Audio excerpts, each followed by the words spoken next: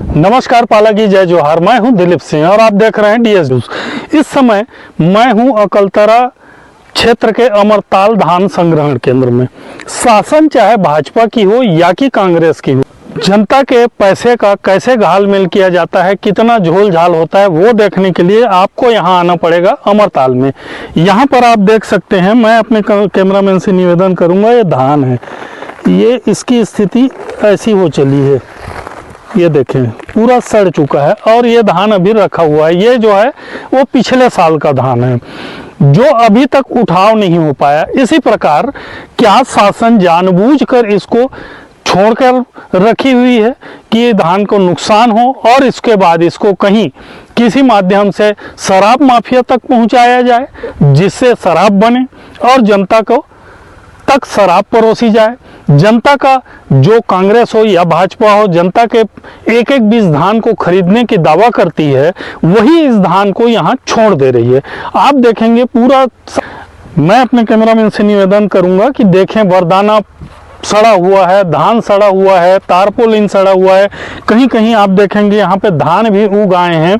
तो इस प्रकार से जो स्थिति बन रही है, ये कहीं ना कहीं जनता के पैसे का दुरुपयोग हो रहा है। अब इसमें अगर जनता के पैसे का दुरुपयोग कर रही है शासन, तो उसकी भरपाई कैसे होगी? कहीं ना कहीं जनता से ही टैक्स वसूला जाएगा या किसी और प्रकार का बोझ डाला जाएगा। अब यह तो शासन ही समझे कि कैसे इस पैसे का वो वसूली करेगी, क्योंकि यह तो जनता के पैसे अल्टीमेट जनता का ही है, वो तो हो गया। अब इसको फिर शराब माफिया के अब पास चला जाएगा, ऐसा मुझे लगता है।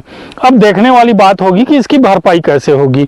जनता के ऊपर टैक्स डाला जाएगा। वहां होकर आए हैं अभी, और जिस तरह से वहां पर अव्यवस्था का आलम है, पूरा धान सड़ चुका है और उस सड़े धान, खाद और भूसा को भर के वहां पे बोरियों के स्टैक्स लगाए जा रहे हैं।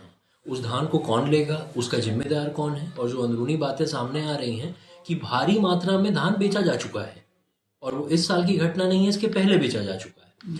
उसको कॉम्पनसेट करने के लिए इस तरह के कचरे को उसमें भरा जा रहा है। आखिर उस धान का क्या होगा, उसका उठाव कौन करेगा? अगर वो धान सड़ चुका है तो उसके प्रशासन उसकी जिम्मेदारी क्यों नहीं ले रहा है, या उसकी जानकारी क्यों नहीं दे रहा है कि कितना कितना धान आपका सड़ा हुआ है? उसको स्टैक बताकर उसको खपाने की इन लोगों की योजना है। क्या ऐसा संभावना है कि वो शराब माफियों तक जाएगा ये धान सड़ा हुआ? ये जवाब प्रशासन को देना चाहिए, क्योंकि मैंने बहुत खुले तौर पर और लगभग सभी पत्रकारों को मैंने इसकी खबर दी थी, अपने सोशल मीडिया हैंडल्स पे मैंने डाला था कि ये एक बहुत बड़ा घोटाला भी है और ये बहुत ज्यादा अव्यवस्था का आलम है। इस धान का क्या होगा, इसको प्रशासन को जिम्मेदार है, प्रशासन को जवाब देना चाहिए। ऐसे में जबकि जांजगीर चांपा जिला धान का कटोरा कहलाता है और इस प्रकार से घालमेल देखा जा रहा है, तो जिले की छवि में किस प्रकार का असर पड़ेगा? हमारे जिले में आपको भी पता होगा, पिछले विगत 2-3 दिन से लगातार अवैध धान बोलकर छापा मारा जा रहा है। सबसे पहले तो प्रशासन ये बताए कि अवैध धान है क्या, धान कैसे अवैध हो सकता है? अगर वो सरकारी भूमि पर उगा हुआ धान है तो प्रशासन ये बताए कि उन्होंने उगने की अनुमति दी क्यों, और उस समय क्यों नहीं रोका? जब किसान धान लगा चुका है, धान काट चुका है और जब सोसाइटी में लेकर जा रहा है तो उसको पकड़कर उसको अवैध बता रहा है। तो ये बहुत ही ज्यादा अव्यवस्था का है। विधायक के रूप में और आगे क्या कुछ करना चाहेंगे? क्या विधानसभा में या फिर और कुछ? जी, मैंने पिछले विधानसभा में भी उठाने की कोशिश की थी, लेकिन चूंकि सत्र 3 ही दिन का था, हमारे पास समय कम रहता है, वो नहीं आ पाया था।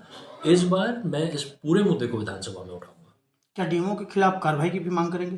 तत्कालीन डीएमओ जो भी अधिकारी इसमें संलिप्त है, उन सब पर कार्रवाई होनी चाहिए। जनता का पैसा है, किसी के घर का पैसा नहीं है कि इस तरह से उसको वेस्ट किया जा रहा है। क्या किसी जो इसके ऊपर जिम्मेदार थे, डीएमओ हैं या शासन प्रशासन कौन है, उसके ऊपर किसी प्रकार की कार्रवाई होगी या यह भी बात आई गई हो जाएगी? देखते रहिए डीएस डिजिटल न्यूज।